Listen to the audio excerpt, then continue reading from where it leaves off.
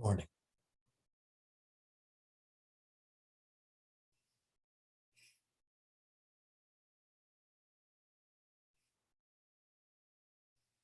Today, Michael and Veselina are back together in Bulgaria. It's great to see them together again, except they're not showing themselves on the screen.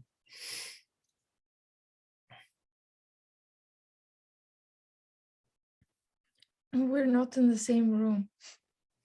Oh.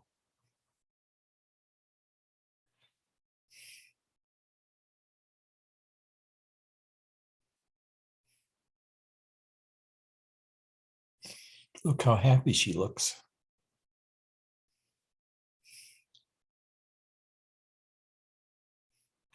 Look how nervous she was the last 2 weeks, anticipating Michael coming.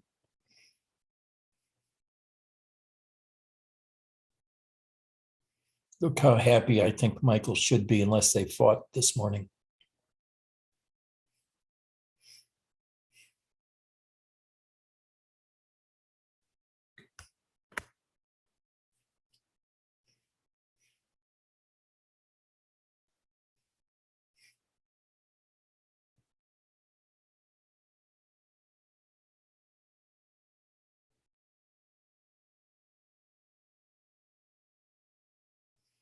What's the value of spirituality? It's hard to say because there are so many different types of spirituality.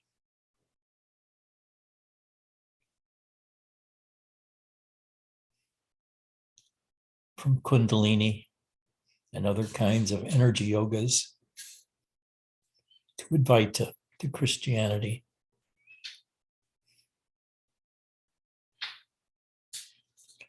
Some emphasize love and surrender. Others emphasize knowledge and knowing. I think the latter is very suited to the West, where we're so lost in words and concepts.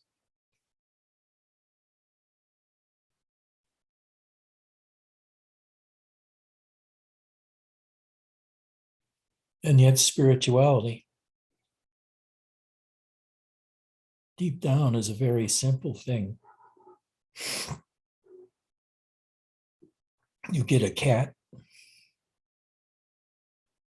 worship that cat, surrender to that cat, and soon you'll be free.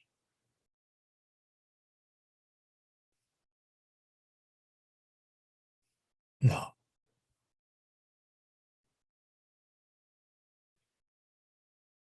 Most of the activities in spirituality, except to worship and to surrender oneself to another, or to God, or to the Guru, involves turning your attention around from the outside in the world, inwards,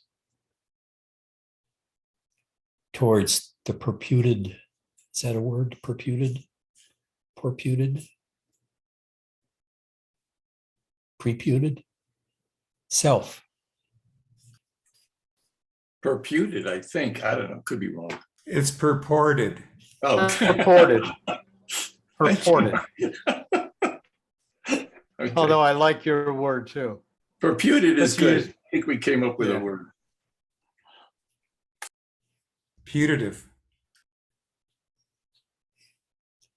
The preputed self.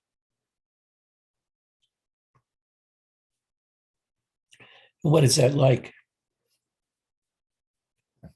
Well, the first difficulty is when you look inside, or you feel inside, especially when you look inside. is the mind gets overwhelmingly loud and front and center.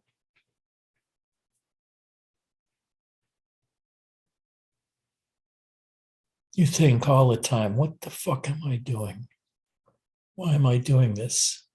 Or else you throw yourself into it and you just do it without thinking.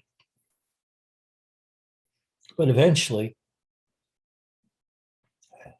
you have to lose your mind. And by that, I don't mean go insane, because more it's a matter of going sane than insane.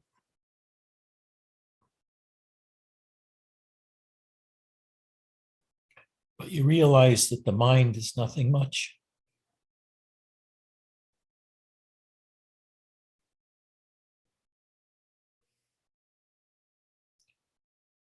It's a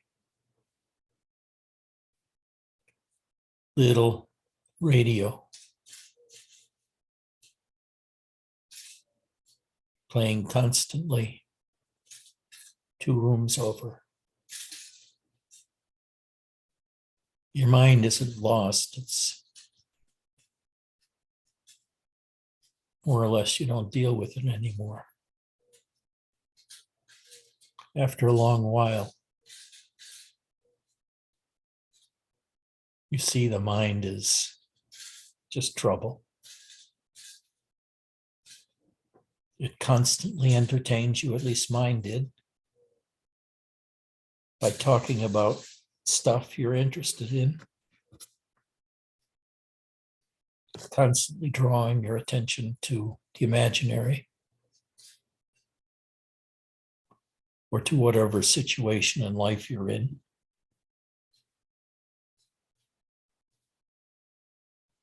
But it's not your friend, because it's hiding the great jewel within you, which is the self. Sometimes called the self of all, because all people, at least the ones that we know and are communicating, have their basic beingness resting at a deeper level than the mind.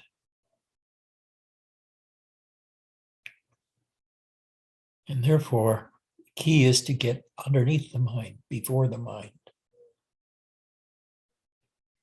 It's to find that thing within you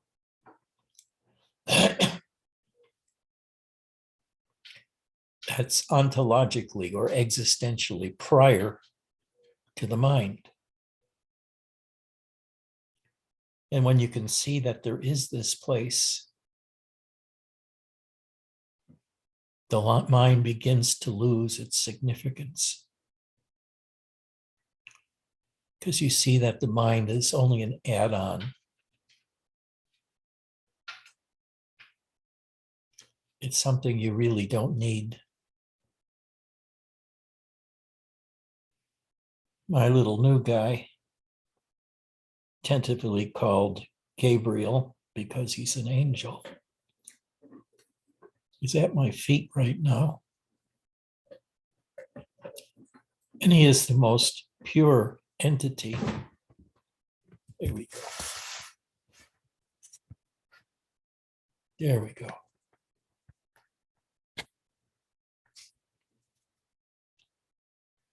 He's very busy. He's like most of us, really interested in the world. But he's so gentle, even when he's so hyper. He doesn't intrude too much. Most of the other cats accept him, although only one of them, Eddie, plays with him a little. But the little guy doesn't recognize why he's not loved with open arms by the other cats.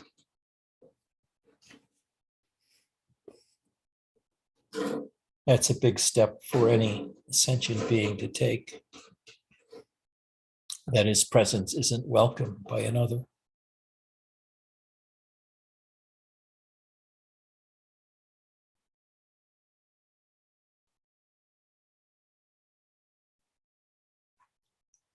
When you find out that the mind isn't much, and treat it like it is, really is to you, it's an alien. It's not you.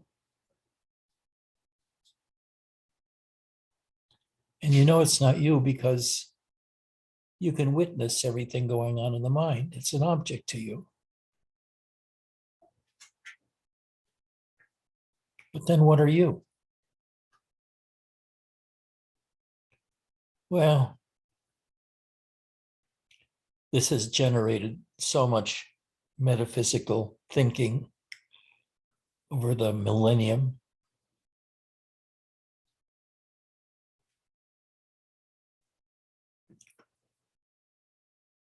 And such mystery too.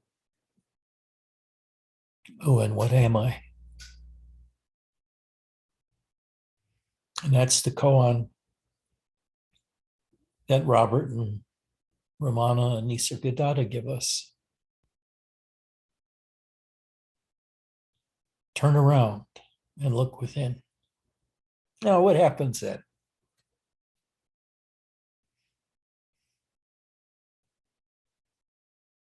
You get a new habit,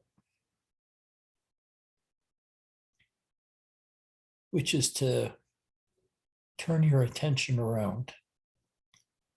And at first, it feels like a visual thing you're doing. You close your eyes or half open. And it's like pretending your eyes are turned around and looking into your forehead and down into your body. And all that you can see is or darkness tinted with redness because of the light going through your eyelids. You know what that looks like. You can actually see some of the blood vessels in your retina because you're turning your attention around. And it actually seems like it's penetrating within. Your head is just a hollow darkness, and your body becomes a hollow darkness. And now that you watch it, the next step is to drop your attention downwards into that darkness. And now you're more or less under your mind altogether. And that's literally what it feels like. Because the mind is more or less experienced as being in the head, in the face area. And when the mind becomes quiet, you sink into yourself. That's right, the self you're seeking. But you notice that you don't see the self. You are the self.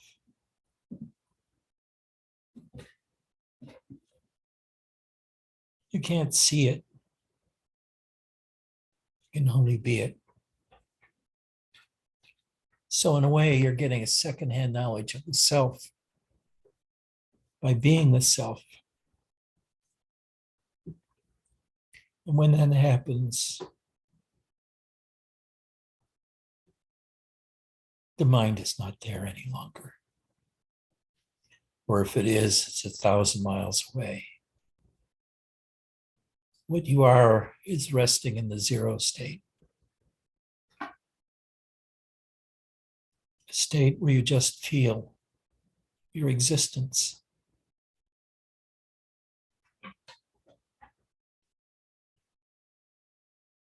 And as you search with your attention around your body,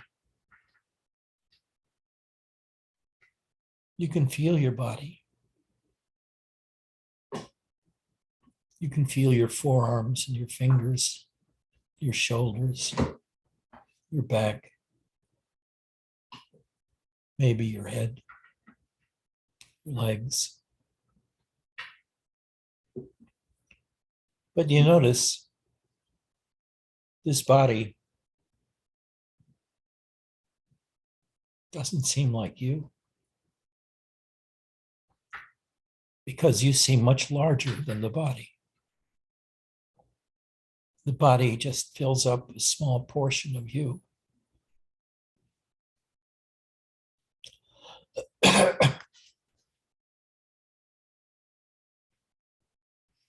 You are that dark emptiness within, which is exactly the same as the dark emptiness without.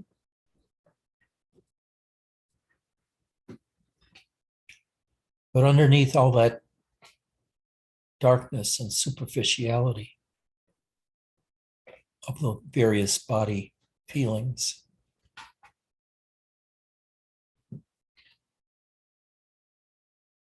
you feel the buzzing of being alive.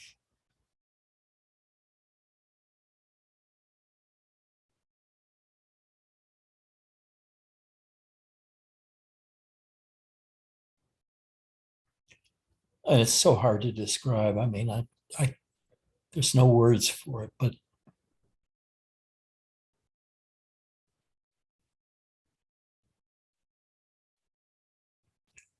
it's just the experience of being a sentient being in waking consciousness.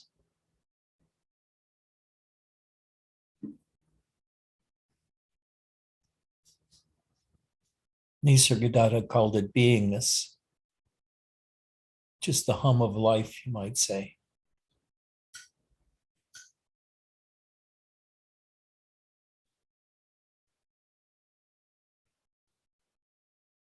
And after you recognize the beingness in you,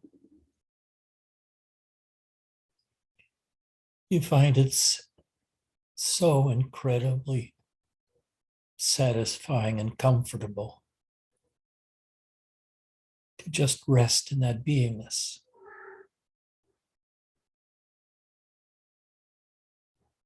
Your body relaxes. Your mind is not there.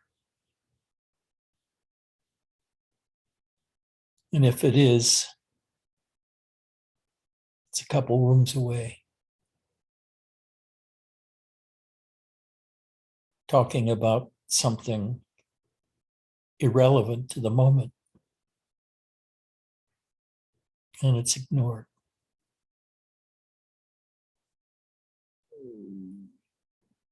Then you notice another thing.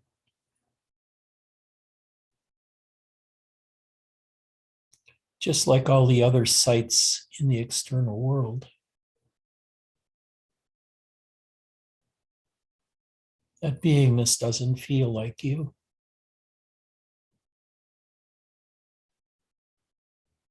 It feels like something that's happening to you.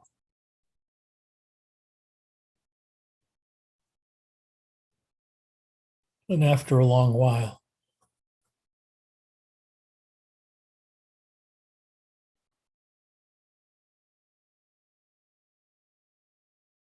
you get to know that you're that.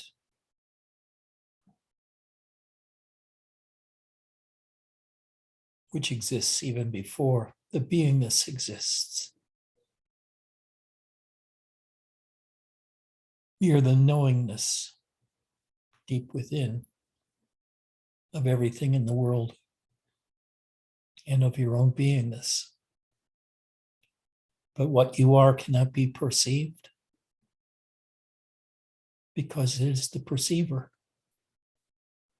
And I mean, that's the simplistic way of putting it, because I can't say it any more close to what the self is, but the self is that which does everything in life, and yet is not it.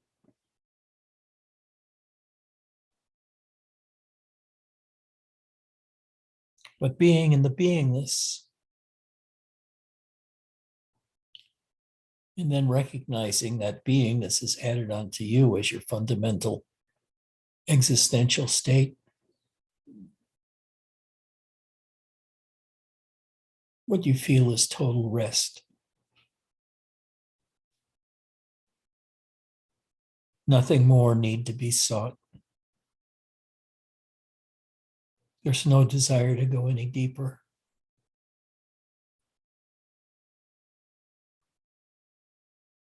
And even if there were, you wouldn't know how. Because now in your training, you dive deep within. And then you come to a certain place in the depths where suddenly, without warning, you're no longer turning within. But suddenly, once again, you're looking out, but with no mind. You've reached bottom, but then suddenly, without warning, you turn around and you're looking and feeling and experiencing outward into consciousness. So then you get the idea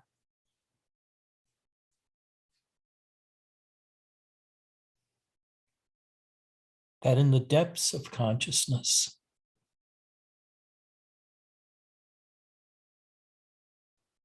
you find the self, but you can't see it.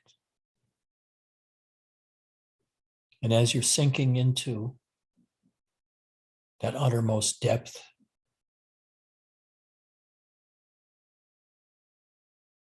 suddenly, once again, you're embracing the totality of consciousness that you, as a sentient being, perceive.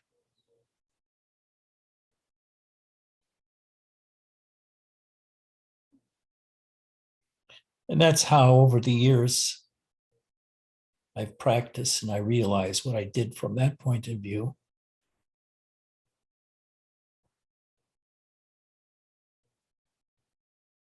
Is to look within. And I did it by looking, the visual sense, which is hard to do at first because it's so different from everyday life where you're outwardly focused all the time.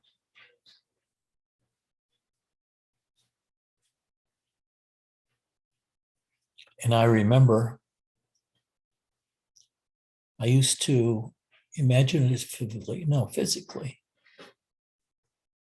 turn my eyes around as much as possible in order to look within. And it really stressed all the muscles around the eyes to keep them looking within, like looking downwards and inside of myself. And I had that problem whenever I went into meditation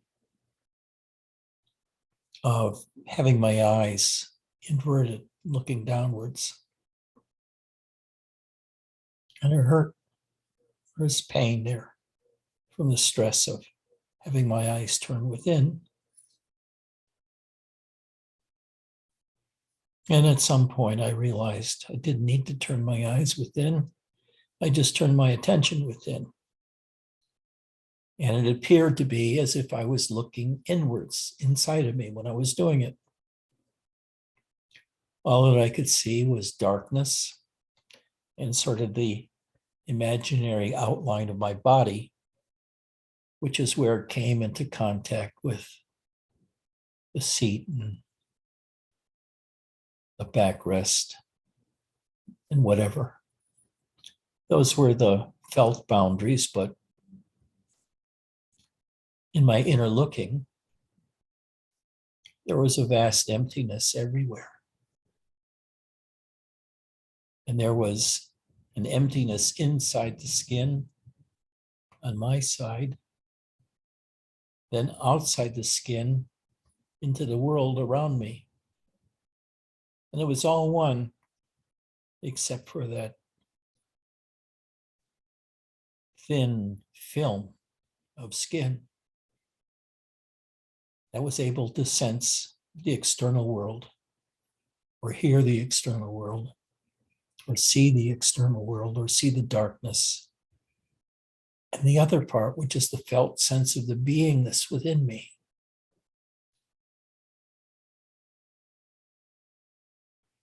Little was I to know at this time that all of that, both inner and outer, was being observed from a different level, a deeper level in me. And by deeper, I mean it feels literally deeper. Like you're turning your attention around and diving into the dark emptiness within. Until you hit bottom. And automatically, without any warning, you turn around and are observing and witnessing the entirety of your consciousness.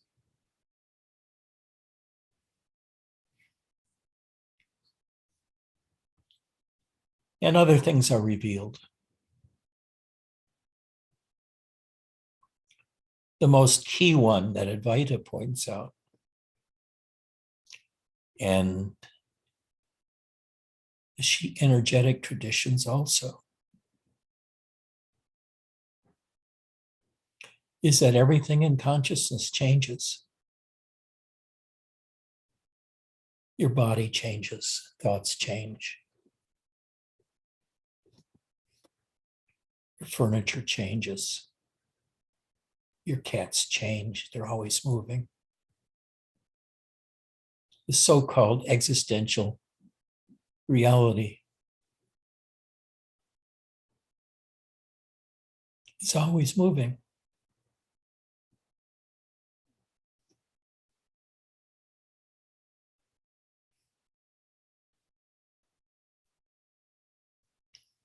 So everything in consciousness is always changing.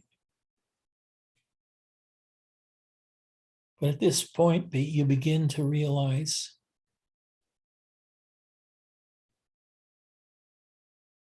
that I'm observing this consciousness, and as such, I may or may not be part of it. I, who is the observer. You make that distinction because that's the way it feels. Just like when you're awake and sitting in your chair in front of a television set, the television set doesn't appear to be you. It appears to be apart from you, apart, purportedly.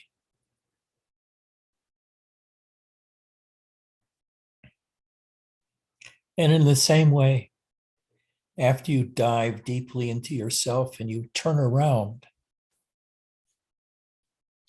and you see the totality of waking consciousness,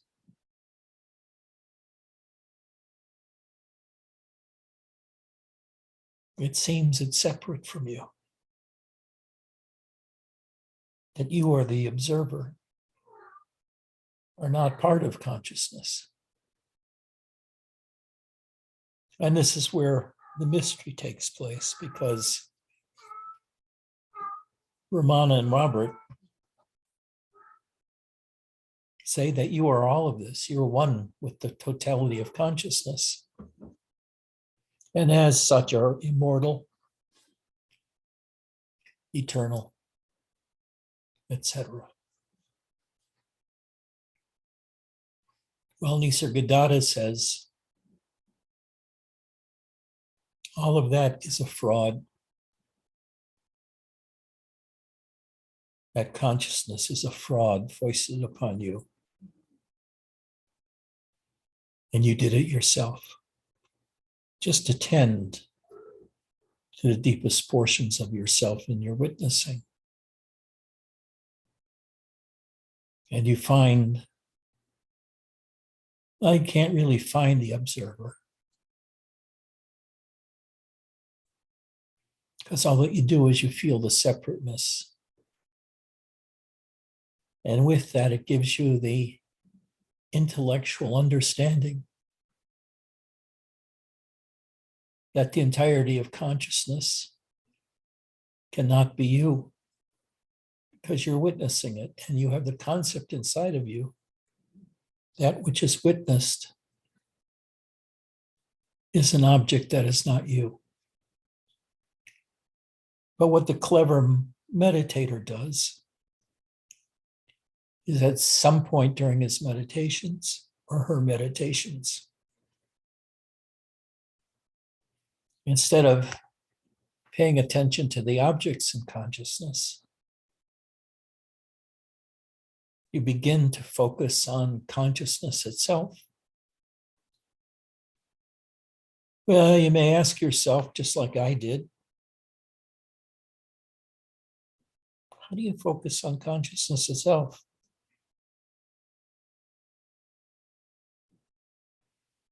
Yeah, and that's a really good question.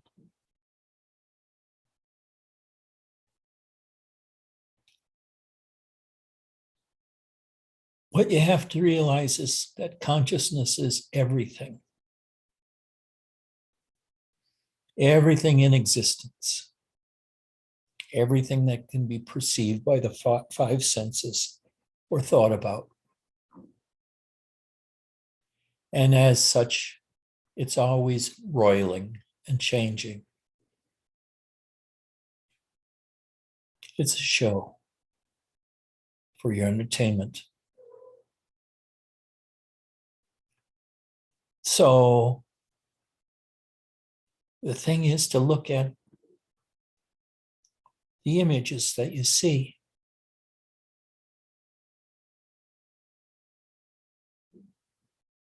And see if you can see connections between that object you see over there with the object you see or feel over here. What is their connection, that thread?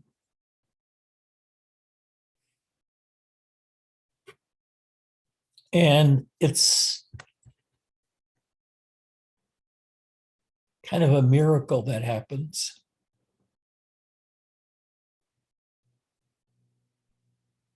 By looking at objects and seeing the various changes and differences within consciousness.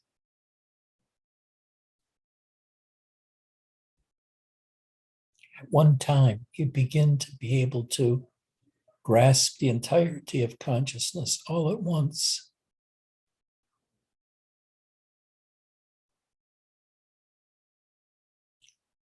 And your attention spreads out from being focused on the inward darkness to turning around and focusing on the entirety of that external consciousness.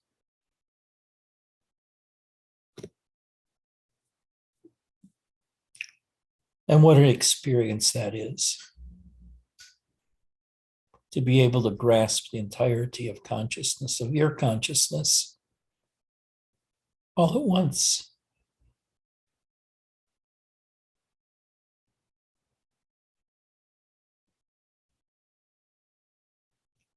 And you discover it's you, all right? It comes from you, it emanates out of you, out of your mind, your senses, and what your mind does with it. But at the same time, it's other. You're in a halfway house.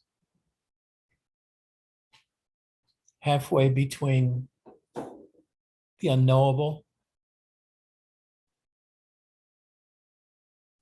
and the appearance of the world in your body.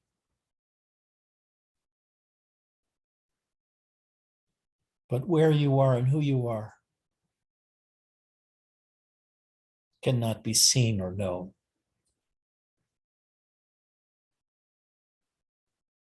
You only know that consciousness is your private entertainment field.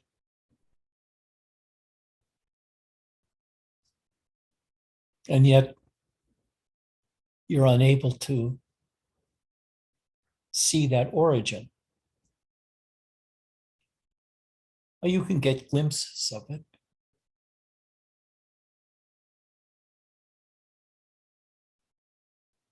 It's like when somebody calls out your name and you have your eyes closed. Where inside of you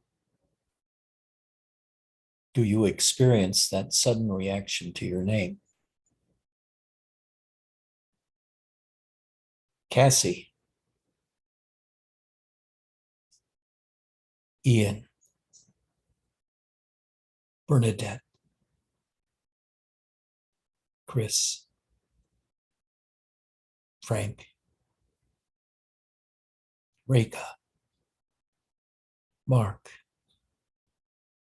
Michael, Vasilina, Jay, Eddie, Max.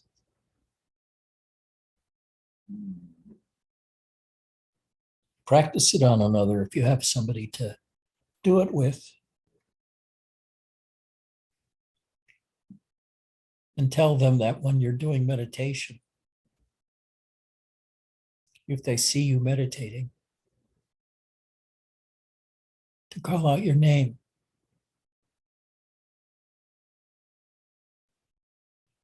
And try to be aware where that point is within you, where recognition takes place, that your name has been called. For me, it's in my chest area. But it's not really within. It's like an imaginary thing outside, but I feel in my chest. That's where all cognition takes place. And I can see it, but I can't be it. I can see the reactions emanating out of that center.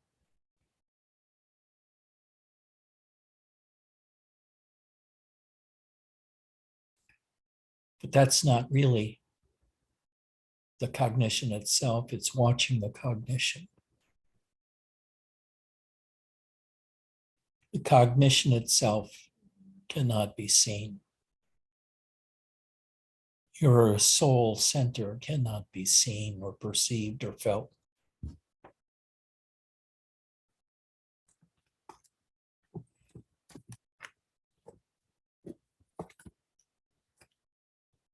Angel now dominates the scene.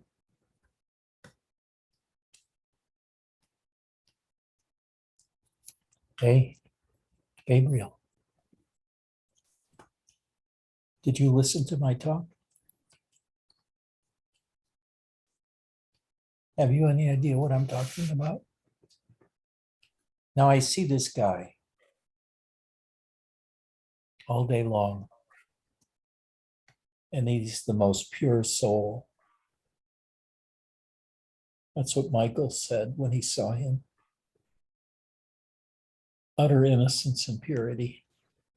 I saw something different. I saw the life force in him. But there's another quality he has, is utter simplicity, utter faultlessness.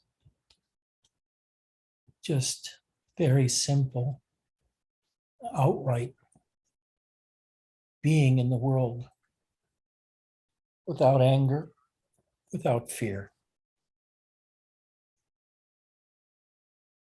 And he makes his debut today in such a beautiful way.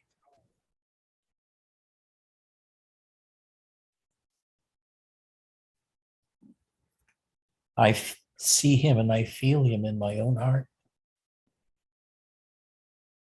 I feel his purity. I see his purity. Now he's sleeping on the screen, on the keyboard. That'll last a few seconds. And then he'll change.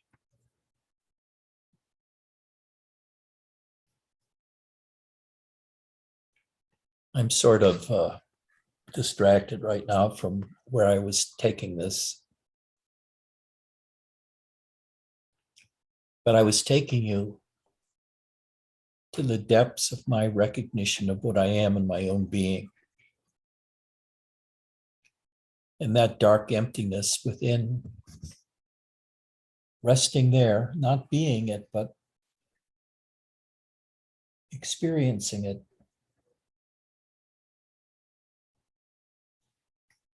Is utter rest and peace. To have finally gotten to a place in life where I want nothing. I need nothing. Except I have two growling cats over there.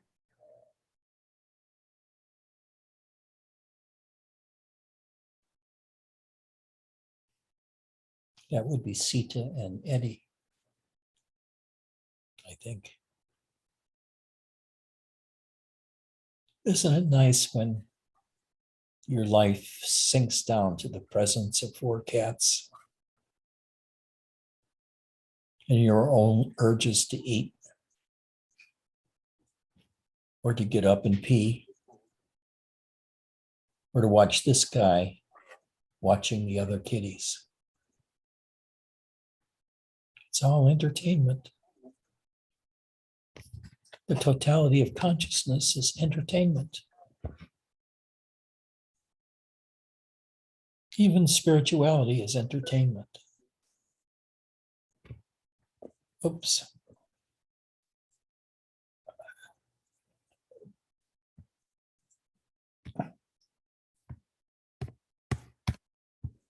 This may all disappear as he taps different keys, but this is an experiment. Uh-oh. Radha, what are you?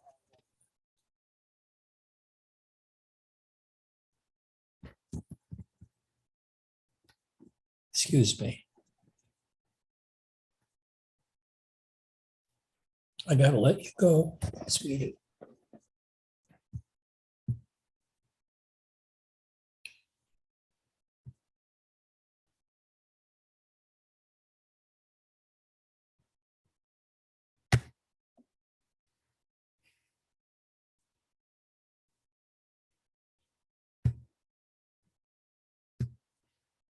Okay.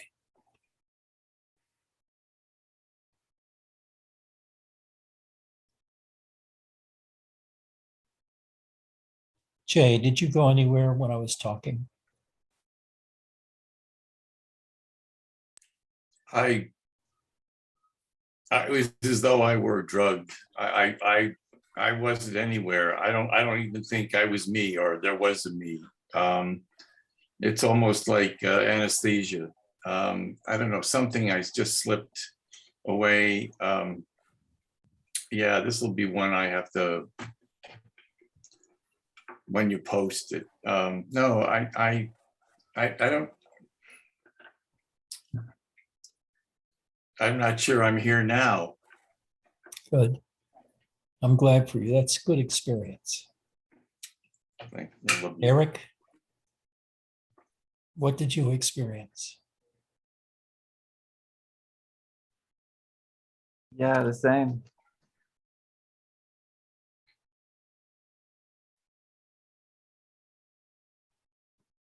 Cassie, what did you experience?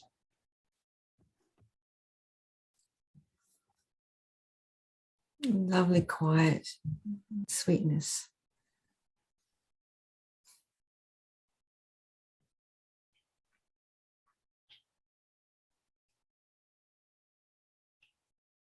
So this is more or less the totality of life lessons I learned about spirituality, which is an introversion instead of an extroversion. You're focused on yourself and your roots, not on the world. And with that, oh my goodness, there he goes.